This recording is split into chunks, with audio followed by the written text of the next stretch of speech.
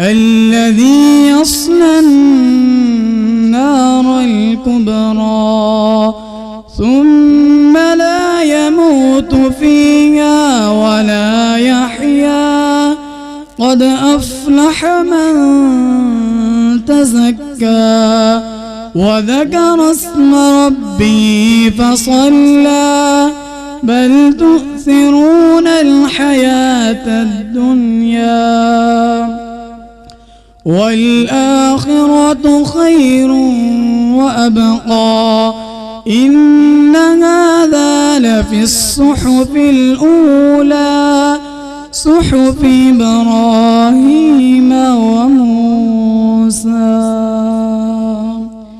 بسم الله الرحمن الرحيم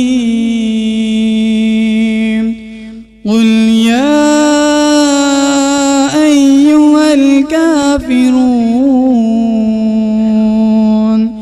لا أعبد ما تعبدون ولا أنتم عابدون ما أعبد ولا أنا عابد ما عبدتم ولا أنتم عابدون ما أعبد لكم دينكم ولي دين.